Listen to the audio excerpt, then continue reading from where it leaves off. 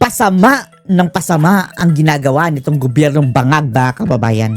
Baka inyong nakakalimutan, mga kababayan, na napakarami pang ginawa etong kurakot na Marcos administration sa ating bansa. Nakaramihan sa mga ito, parang nakakalimutan na natin, mga kababayan. Dahil habang tumatagal, lalong nagiging impakto. Habang tumatagal, pasama ng pasama ito. Kaya niremind tayo, mga kababayan, ng kaibigan natin si Kati Binag, na huwag nating kalimutan ang iba pang mga nagawang kasalanan nitong sinangagba, mga kababayan. Panoorin niyo po, ha? Ang babalikan natin ang Gaatang Bicam kasi alam niyo naman, mga kababayan, dito Baka nakalimutan na nila, mga kababayan, no? Itong Bicam at saka GAA. Diyan nag-uumpisa, mga kababayan, ang kurakutan nila. Diyan nila pinapasok minamagic. Tapos yung mga blanco pa, mga kababayan, na parang nabigay na blankong cheque, nakalimutan na! Lord, ang dami talagang kabalastugang ginawa ni Bangag, mga kababayan. No? Too many to mention, mga kababayan, na nagpatong-patong na ng lahat ng yung equally na kaimpaktuhan dati, mga kababayan, nakalimutan na natin. Dahil as time goes by, lalong lumalala pinaggagawa ng mga bangag, mga kababayan. talaga ito ang dahilan kung bakit nag-umpisa ang korupsyon sa ating bansa. Correct! Ano na si Kati Binag, no? Radio host na siya, mga kababayan, at TV host sa kanyang show. Show nila ito ni Attorney Guanzon, mga kababayan. Ito na ang legit, mga kababayan, na pinakamagandang host sa Pilipinas. Okay, ngayon. Ang gutom na sikmura at ang punong kaban na ninakaw sa ating bayan. Ninakaw ni Marcos. Alam mo, nakakalungkot, no? Pagising natin sa umaga, yung mga Pagising natin sa umaga. kabayan nating naghihirap, yung iisang itlog na kanilang Dalawa. Ay, ako, alala na si Trillanes niyan, mga kababayan, iisang itlog. Paano ang iisang itlog, Kati? Anong itlog kasi yan? itlog na kanilang piniprito para i-high. Kawawa si Trillanes, yung isang itlog niya, maprito pa, mga kababayan. Wala lang natira. Puti tayo, may reserve na isa. Pero wala, seryoso, mga kababayan, na hindi. Nakakatawa, pero talaga, mayroong mga pamilya, mga kababayan, na ni isang itlog, wala. Yan. Yung isang itlog na yan, mga kababayan, paghati-hatian pa yan ng maraming bata. Talagyan na lang yan ng kanin, fried rice, tapos toyo at asin. Nakawin pa ng bangag! Nakawin pa yan, mga kababayan. Nila sa kanilang pamilya, may 4 silang anak. Yung isang pritong itlog na yan ay paghahatian pa. Hati-hatian pa. Nakakalungkot Totoo talaga lang. pag yun ang Totoo yan. iyong isipin. Ako, pag titingnan nyo ako, sabihin nyo na mukha namang magaan ang buhay ko, alam mo yun, magarbo and everything. Hindi ko naman po i-deny, pero pinanggalingan ko rin yung kahirapan. Lahat naman tayo, mga kababayan, ng some point in our lives, dumaan tayo sa mga struggles. Yung ilan, hindi financially, pero iba struggles, mga kababayan. Pati si Bangag, pati si Marcos, mga kababayan. Alam nyo, kahit napakaraming pera na yun si Bangag, mga kababayan, mas mahirap pa yan sa atin. Dahil hindi nakukontento, nagnanakaw pa. Gusto pa ng mas marami, mga kababayan. Ang totoong kayamanan, mga kababayan, ay ang pagiging kontento. Mindset lang yan. Eto mga continuous hunger, mga kababayan, nagnanakaw sa kaba ng bayan. Hindi lang poor in spirit, poor pa yan sa pag-iisip, mga kababayan, dahil idadaan sa pagnanakaw ang pag-unlad sa kanilang sarili. Nakakahiya. Trabaho kayo ng patas, mga bangag. So, kaya ako ho'y nakakaintindi. Nagkataon may lahi ako, kaya makinis. So anyway, tayo ngayon ay naharap sa malaking sigalot. Hindi naman talaga sigalot na gera. Kasi yung gera naman, Eto, malala pa ito, mga kababayan. Tragedy. A modern tragedy, mga kababayan, sa Pilipinas. Malala pa ito sa pandemic. Itong nararanasan natin ngayong corruption sa gobyerno. Malala pa ito sa pandemic, mga kababayan. Dahil ang pandemic, pagkatapos ng pandemic, ilang years lang yun, mga kababayan. Bumangon na tayo. Ngayon, eto, long term ang epekto nito, mga kababayan. Itong pagbangag na itong Marcos na to. Ang epekto nitong pagnanakaw nila, it will go beyond, mga kababayan. Maging mawala na yan si Marcos sa pwesto. Diyos ko. hindi sa atin nag-umpisa, Pero meron tayong sariling gera dito sa ating bayan, which is ang giyera sa sarili nating kabanambayan, ang mga rapist sa kabanambayan. Oh, Nakakalungkot yun kasi Kabanambayan. hindi Bawal yung ibanggitin. Yung R word, mga kababayan. Anyway, sana hindi ma-report. Stricto kasi yung social media ngayon. Magandang hindi magandang nakikita natin. Pero alam mo, nagpapasalamat tayo kasi merong social media at may malalakas ang loob at may mga totoong taong may integridad. Ipaglaban. Kagaya mo. Kagaya ni na Banatbay. Kagaya ni na yung mga ka-DDS natin, mga kababayan. Saka yung bago nating paborito si Eloy Bugrisa. Eloy. Ilaching Eloy. Integridad, katulad ni Commissioner Guanzon at iba pa dyan. Alam mo, balikan natin ang milagro sa dark room natin sinasabi ang Dark Gat room. Bicam. Ano ho ba ito? Pag-usapan natin ng magic sa budget. Magic sarap. Alam nyo ba ang Gat Bicam? Diyan nagtatago ang mga pinagpipitagang mambapatas ang kanilang insertion or pork barrel. Nakakalungkot kasi yung aakal... Yan o. Kapag si Sara na, mga kababayan, wala na talaga yan sila. Magugutom na naman yung mga animal na yan, mga kababayan. Kaya isigurado natin na ang susunod sa kanya, ang Vice President niya, mga kababayan. So, pagpatuloy na talaga, mga kababayan, ang sinimula ni VP Sara. Yung straight as an arrow, mga kababayan, dahil kapag katulad na naman ni Bangag, mga kababayan, ang papalit, ang rebound niyan. Para naman ang magwawala yung mga buhaya, mga kababayan, sa pagkain sa kaban ng bayan, sa pangungurakot. Lain mo na yung makapagkakatiwalaan natin, yung ating mga legislator. Hindi ko naman nila lahat, no? Halos lahat sila Halos lahat. 95% siguro, mga kababayan dyan. Pero sa kanila pa mismo nag-uumpisa yung nakawan sa kaban ng bayan. Talaga. At grabe yung pagnanakaw nila. Hindi ordinaryong pagnanakaw lang, mga kababayan. Nakapakupit-kupit ka lang ng 1,000, 2,000, 10,000, 1,000,000. Hindi yan! Bilyon! Kung hindi trilyon, mga kababayan, ang ninanakaw nila. Kakahiya. Diyan po nabubuhay ang flood control projects na bilyon-bilyon ng budget pero konting ambon lang, lagpas tao na ang Wala baha. Baha Sa na. inyo, bakit? Dahil sabi nila, mahirap daw i-audit ang ilalim ng tubig. Totoo naman, mahirap din i-audit pag ang lalim na ng... Sasabihin lang nila, wala, nasira na. Tapos sasabihin nila, mahal ang pag-dredging Tapos, mga kababayan, hindi pala nag-dredging. Sasabihin nila, tingnan nyo doon.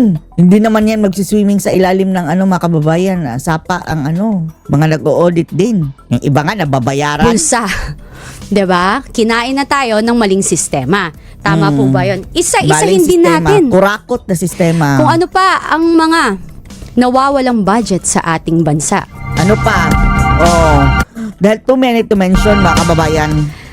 Pag-usapan natin ang PhilHealth. 60 Ayan. Diba? Nakalimutan na nga natin. So, as time goes by, mga kababayan, palala ng palala ang ginagawa ni bilyon na Bangag. kinuha para isang ibang bagay. Pera nyo yan para sa hospital bill.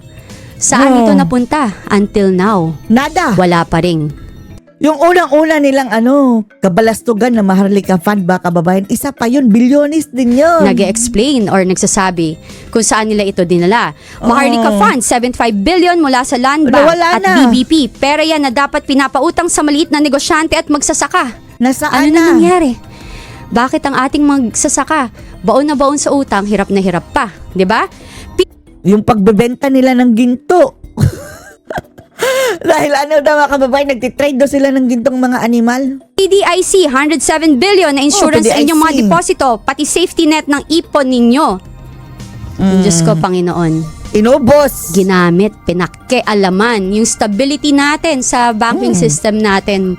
Yung security yan, yung safety net. My goodness, ano nangyayari? Bakit ganito?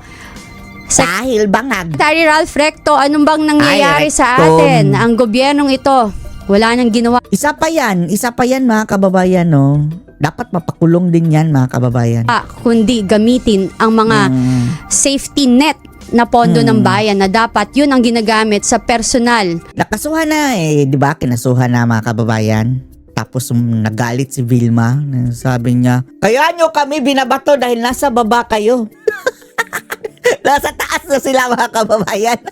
Animal. Punyetics talaga ng mga animal na to, no? Na pangangailangan Mga ano, talaga mata pobre. Oh, mata pobre. ng ating mga kababayan. Tapos, mata pobre sila. Tapos, mga magnanakaw pala itong mga animal na to. Diyos ko, Lord. Ngayon, napapansin nyo mga kababayan, ang daming nangyayari ngayon na lumalabas na tao. Last week, si Combing Guanzon ay pinag-usapan nito na mukhang sa tuwing may lalabas na witness para pag-usapan ang katiwalian sa gobyernong ito, ay mukhang imbis na pakinggan or bigyan man lang ng pagkakataon upang makapagsalita at ihayag ang kanilang Gugurgurin nila eh. Babalik ta rin nila mga kababayan. Kakasuhan, gigipitin. karanasan or nakita sa katiwalaan na nangyari sa ating bansa. Ang unang-unang ginagawa ng iilan dyan ay siraan agad. Siraan. Kakampi ang media eh. Kakampwet. Kakampon. Questionin ang kanilang integridad. Tama po ba yan? Palibasa, nakatanggap din ng maleta. Hindi yan tama. Yan ba ang dapat gawain ng ating mga leader na nangako na ang kanilang loyalty at ang kanilang pagmamahal ay tunay na para sa bayan? Hindi, Eh bakit hindi yan tama. parang meron po atang nagtatakip dyan? May tatamaan ho ba mga ma'am and sir? Tamaan na natin. Sapulin natin. Kayo po ba ay may pinagtatakban o baka naman isa din kayong kasabwat Maleta gang din. sa panggagahasa sa pera ng bayan? Mga kababayan, tayo'y magising na. Tama na. Ito na po, ito. Lantaran at halatang halata na ang ginagawa nilang pagtatakip. Gising na mga kababayan. Gaso lang. Ito sanang sasama sa atin para makipaglaban dyan. Parang namaleta na rin mga kababayan eh. Sino yon? Sabi ng Dr. Lauren Badoy, yung AFP. At ibang mga men in uniform mga kababayan. Dapat sana magtatanggol sa sa sambayan ng Pilipino at sa gobyerno mismo. Wala. Okay lang sa kanila. At pagkakaisa upang pagtakpan ang katotohanan. Papayag po ba kayo? Hindi. Hindi na kami papayag dyan sa mga bangag. Dito tayo ngayon sa mainit na issue. Lumabas sa mga witness tungkol sa mga 18 na retired men in uniform na 18, nag-deliver daw ng bilyong-bilyong cash mula sa kickbacks. Pero anong ginawa ng iilan dyan? Hindi lang iilan, marami. Dina-downgrade nila mga kababayan. Bes na pakinggan ng detalye, mas inuna nilang sirain ang kredibilidad ng mga witness. Lacson. Yung NBI, si Matibag, mga kababayan. Yung dapat sana mag-iimbestiga. Yung media. Diyos ko, Lord. Katulad ng sinabi ko kanina. Nakapanghihinayang. Mga karadyo agila, akala natin, Radyo Aguila pala ito. katulad ni Senator Lacson, anti-corruption king. Ay, Pero nako, bakit wala yan eh. Puro kabaklaan mga kababayan, sabi ni Miriam. Pero si Miriam mga kababayan, vocal na vocal kay Lacson, na mayroon daw mga tinurakot kan si Lacson. sila naging selective crusader? Di ba? Tama ba ako o mali? Bakit kapag may mabilis nag-iimbestiga, tulad ni Senator Marcoleta, ay tila nagkakaroon ng selos sa Inaaway. Senado? Mm. Tatawagin niya Selos-selos. pang pabida. Oo nga, no? Wow. Ang taong gustong Ay, ang totoong pabida mga kababayan, si Lacson. Si Lacson. Diba, natatandaan nyo mga kababayan na si naman talaga ang naunang naging chairman ng Blue Ribbon, si Senator Marcoleta mga kababayan. Tapos, habang si Marcoleta ang Blue Ribbon, yan si Lacson nag-present din mga kababayan, di ba? Ang kanyang mga investigasyon na di sa flood control. Sino ngayon ang pabida? Tapos ongoing ang investigasyon mga kababayan. Ay, hindi pa nga nag-umpisa. Kauumpisa pa lang ng mag-uumpisa pa lang. Ang investigasyon ni Senator Marcoleta sa Blue Ribbon. Inunahan ni Lacson. Sino ngayon ang pabida? matunton ang mastermind. Tapos ngayon sasabihin niya si Senator Marcoleta daw ang pabida, sabi ni Lacson. Ang buisit na aklaers. Tama ba ito? Ang halatang halata na ho ang nakikita natin ay hindi para tuntunin ang mastermind kung sino ang tunay na Para salarin ilinis. sa nakawan ng bayan, but para rather ilinis. sirain ang mga willing kalabanin ang mga magnanakaw Magna. at rapist or manggagahasa at mga nangaabuso sa pera ng bayan habang ang mga ordinaryong Pilipino ay naghihirap. My goodness. Lahat na lang, 'di ba? Naghihirap at alam mo 'yon, naggumagawa ng paraan sa pagtawid gutom nila sa araw-araw. Alam mo ako, I drive every single day. And nakikita ako at nalulungkot ako kapag nakikita ako sa kalsada yung mga ordinaryong Pilipino na napaka-risky ng kanilang trabaho, which is nagbebenta sa gitna ng EDSA Oo. Pwede pang masagasaan.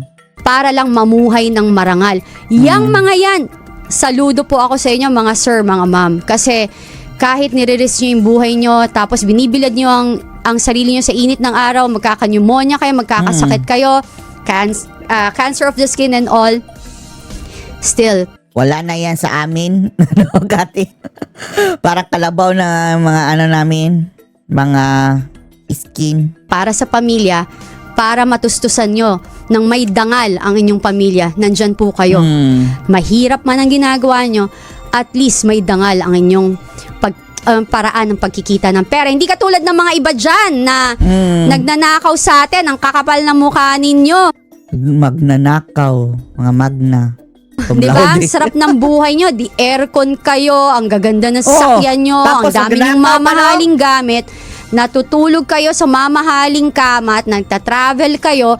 Pero ang perang yan galing sa tax ng bayan. Di ba? Paano pa kayo nakakatulog? Hindi na. Ay, wala eh.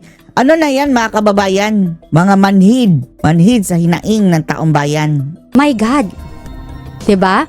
How can you sleep nang mahimbing? Anong consent Wala na. Mga na jablo na meron yan. kayo? Pero alam nyo, Jablo na yung yan. akala nyo ang sarap-sarap ng buhay nyo, may peace of mind po ba kayo? Ay, wala na. Oh. Ano na yan?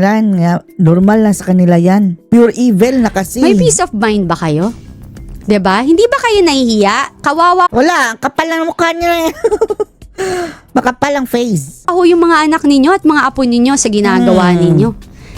Kawawa. Yan ba kababayan? Yang si Bangag? Anak yan. Ng dating kawatan. Kaya ang mga apo nila, mga anak, mga kababayan, later on, magiging kawatan din yan. Kaya kung hindi yan mapapanagot ngayon, uulit na naman yan mga mga magnanakaw na iyan mga kababayan. Kaya dapat may makulong. Walang nakukulong kaya ang susunod na henerasyon nila magnanakaw na naman. Ang kawawa kasi katulad ng matatanda na alam mo dapat pa-retire na. Imbes na mag-iwan ng legasiya dyan na bilang government official or pa-retire na mga politiko ay iniiwan ay kahihiyan sa inyong mga Kahihiyan. pamilya. Di po ba mga kababayan? Tama po ba na ito ang nangyayari sa ating bayan? Kaya nyo pa ba? Kaya nyo pa ba? Ako'y magtatanong lang. Para sa mga leader ng bansa, ako po'y gumawa ng lista ng isang mga ilang katanungan. Bakit mas prioridad ninyong busalan ang witness kaysa busisin ang ebidensya ng nakawan? Dahil sila ang mabibisto Sila ang magnanakaw yung sila ang ikakanta ng witness. Ang inyong bang interparliamentary courtesy ay lisensya para pagtakpan ang krimen ng inyong mga kaibigan. Gusto ko lang bigyan ng paalala ang ating mga leader sa ating gobyerno, which is ang mga politician na nung kayo ay tumakbo at nangako sa ating bayan at kapwa Pilipino sa distrito ninyo or kahit yung mga senador, presidente, vice-presidenteng tumakbo, ang inyong layunin ay maging tapat at maging loyal. Loyal at tapat, pareho yun.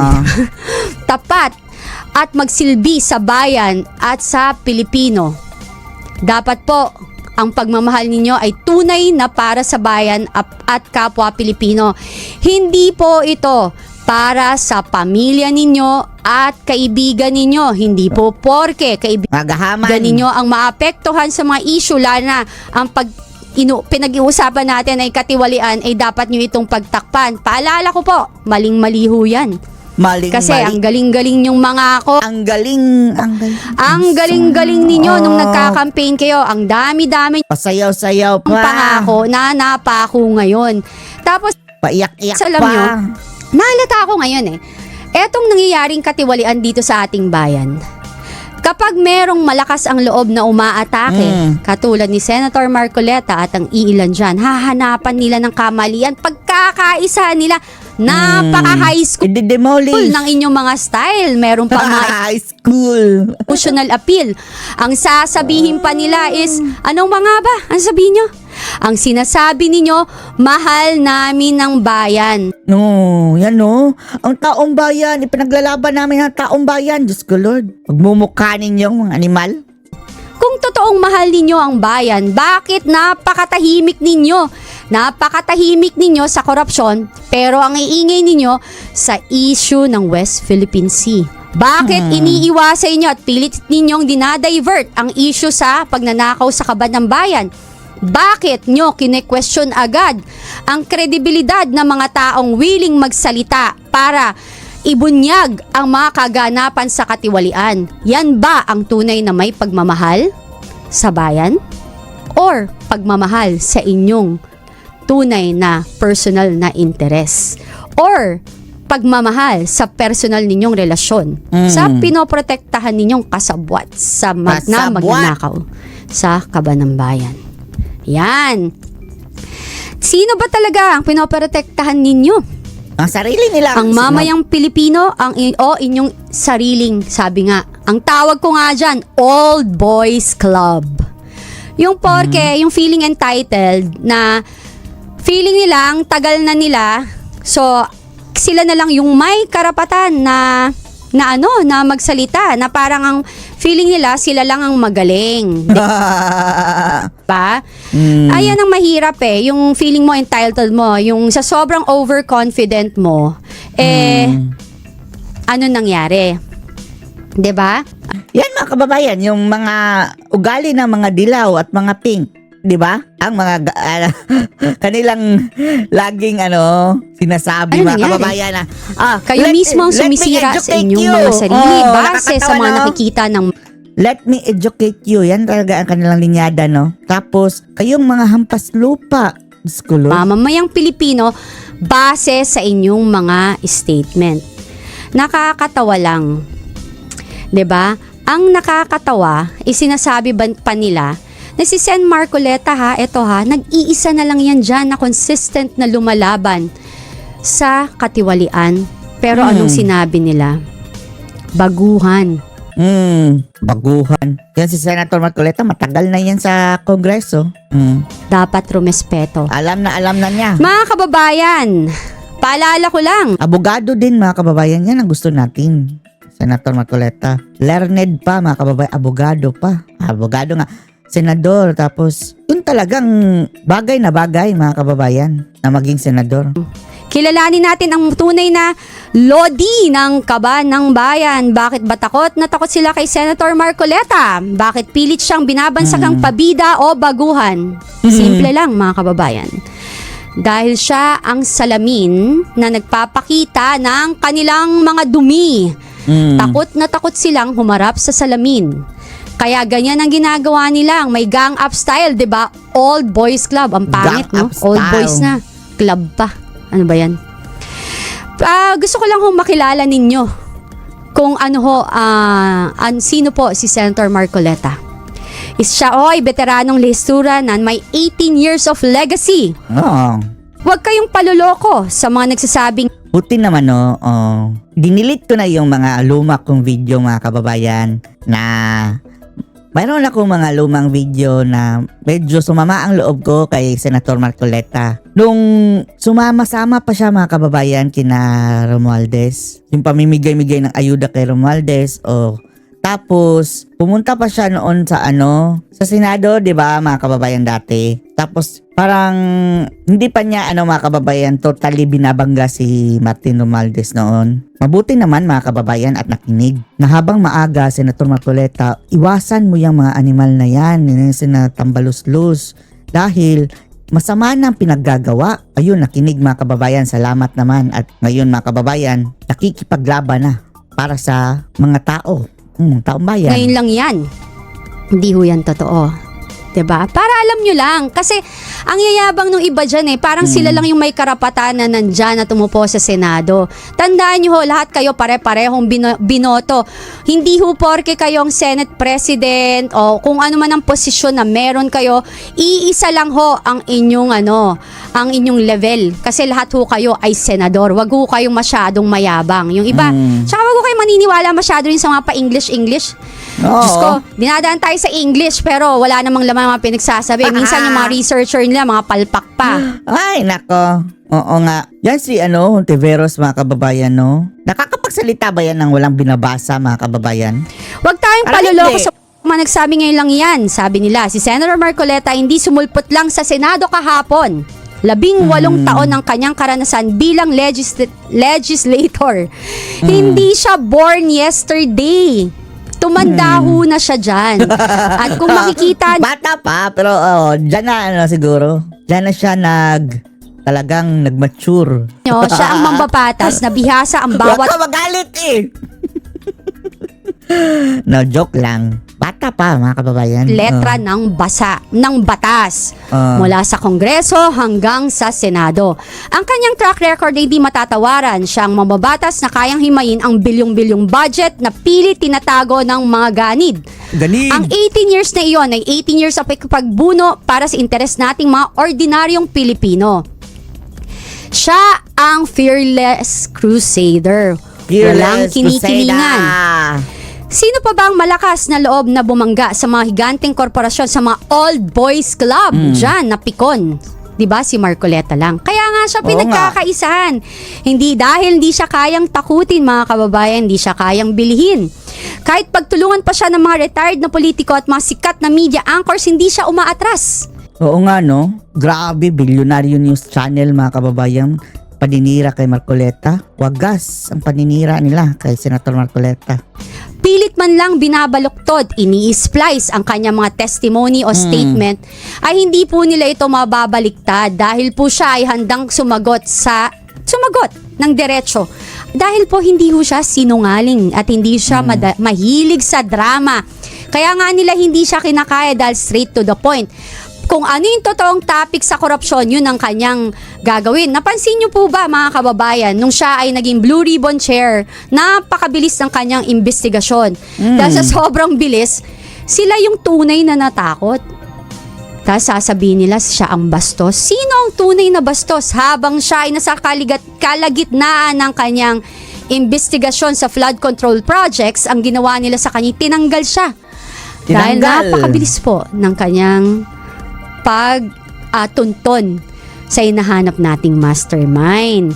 Hindi siya kayang bilhin, kaya siya pinagkakaisahan dahil wala siyang price tag.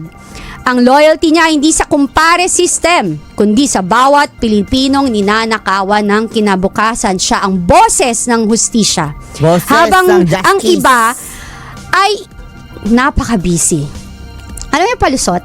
Yung ginagamit ang interparliamentary courtesy or yung kampihan sa loob.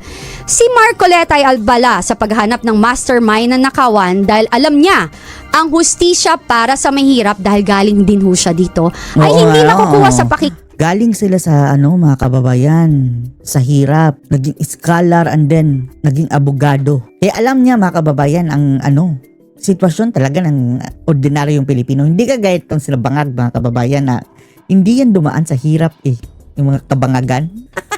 Never. Kaya hindi nila nararamdaman mga kababayan ang nararamdaman ng ordinaryong Pilipino. Kisama, kundi sa paglalabas ng katotohanan. At yan po ang kanilang kinakatakutan, ang malaman ang katotohanan. Hindi ho totoo na gusto nilang malaman ang katotohanan. Gusto nilang pagtakpan ang katotohanan. 'Di ba? Sampal ho sa atin yan bilang mga Pilipino, 'di ba? Ganito na ho kagarapal ang sistema ng lideratos dito sa Pilipinas. Nakakalungkot, no? Nakakalungkot na nakakagalit. Talaga? Kasi maling-mali ang style ng leadership ngayon sa gobyerno. Maling-mali. Takipan, anong tawag dito? yung kakapalan talaga ng pagmumukha Garapal. ano ba, malakalyo na. 'Di ba? Yung kahit pilit mong tanggalin, Halos. bumabalik, hindi nare-resolve. Wala ho kasing gamot sa kalyo, no? So, 'di ba? Hay nako. So, sabi nga nila, no, ako kapag dumarating sa point, ako mataas yung faith ko kay God. Pero bilang tao, nagagalit din talaga ako. And ang galing talaga ng demonyong mag-divert. Yung mga demonyo na nagda-divert na mga Diablos. ng katotohanan. Kasi number one manipulator po ang demonyo. They will manipulate at pagkakaisa ng mga Deception. demonyo, Budol. Deception. Muntik na mahulog. mga evil, ang isang Mga evil. tao or isang layunin na mabuti para sa nakakarami. 'Di ba? Ganun talaga. Kaya tingnan nyo mga itsura niyan, hindi naman sa pang-insulto, 'di ba? Ibang level na ang kanilang mga itsura. Yung si Claire Castro, mga kababayan, no? Itsura, no? Parang lang si Chucky talaga, mga kababayan, no? Dry, ganyan. So kahit na anong derma Dry. nila, hindi na nakakabuti. Magdasalo kayo ng taimtim kasi lahat ho tayo ay nagkakasala dahil sa mga kasamaan na ginagawa nila. Nagkakaroon ho tayo ng galit sa ating mga puso dahil ganyan po talaga ang mga Your demonyo. dryness. They are number one manipulator. They will put hatred in our heart at ginagamit nila ang katauhan or sambayan ng Pilipino, ating mga leaders na gumawa ng kasalanan at magasik ng lagim, di ba? Lagim. Ganun ho. Tandaan nyo na si Senator Marcoleta ay isang intelektual na mandirigma o the master of law. Hindi lang basta sumisigaw si Marcoleta. Bawat tanong niya may basihan. Bawat expose niya may resibo. Siya ho ang mambabatas na gumagamit ng utak. Yung iba, wala. Walang utak eh. Yung iba. Hindi ho flowery words. Hindi ho, alam mo yung emotional plea. Hindi ho ganun. Hindi ho yung madrama. Yung ang drama-drama, ang dami nilang daming drama. adlib. But rather straight to the point. Dapat ganyan ho tayo. Sa darating dapat na eleksyon, maging matalino tayo.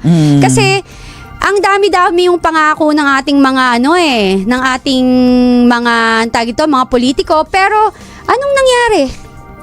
'Di ba? Wala namang nangyari. 'Di ba? Ay nako. Tapos, mga kababayan, wag na tayong bumoto ng mga inutil. Nakakalungkot kasi habang tayo Sayang ang slot. ordinaryong mamamayang Pilipino ay Kagaya ng mga tulpo, oh.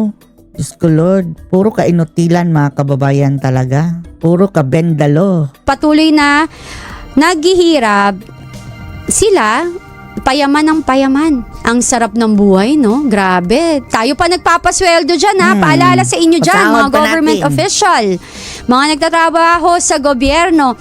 Kayo po ay empleyado ng mamamayang Pilipino. Hindi ho kayo ang amo namin. Kasi yung Kaya iba sa nga. inyo dyan, kung umasta, ay ang yayabang po. At parang Yabang. kami pa ang tinatakot na parang hawak ninyo ang buhay namin at kinabukasan namin. Kami ho ang dahilan ba't kayo nakaupo dyan.